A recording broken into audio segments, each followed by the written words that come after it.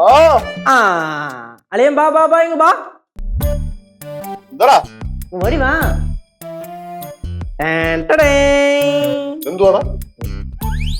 ഇതെന്തുവാ? ആ പാവല്ലേ പാവ. അളിയ അളിയ എന്തുവായിരുന്നു നേരത്തെ പറഞ്ഞത്? അളിയനെ ലച്ചേച്ചിയുടെ പ്രസവകാലം മിസ് ചെയ്തു എന്നല്ലേ പറഞ്ഞത്? അതേപോലെ തന്നെ പ്രസവം എന്തോ ഈസി പരിപാടിയാണെന്നെന്തോ പറഞ്ഞില്ലേ?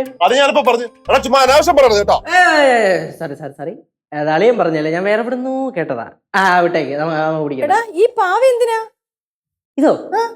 ഇത് പാവയല്ല, ഇതാണ് വാവ, നമ്മുടെ കല്ലു വാവ.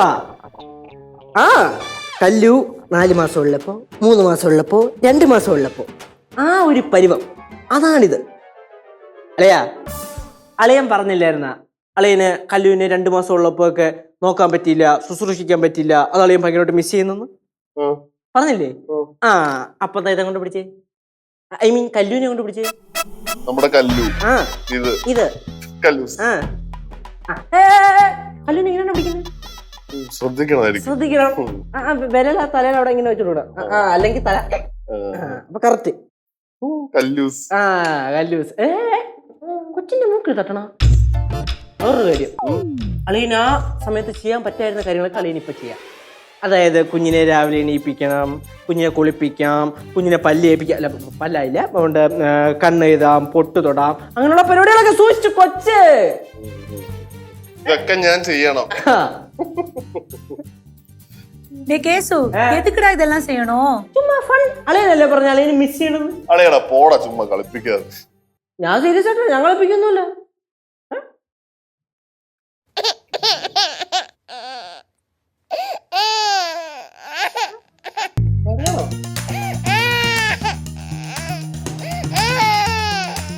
എപ്പടി അത് കാര്യത്തിൽ അർത്ഥമില്ല. താരാട്ട് പാട്ട് പാടി ഉറക്കണം. താരാട്ട് പാട്ട് പാടണോ? ചാചാട്ട് വാച്ച് കേക്കോ. മുത്ത് ഉണ്ണി വാവോ പൊന്നുണ്ണി വാവോ. കൊച്ചിറങ്ങി കൊച്ചുണങ്ങി.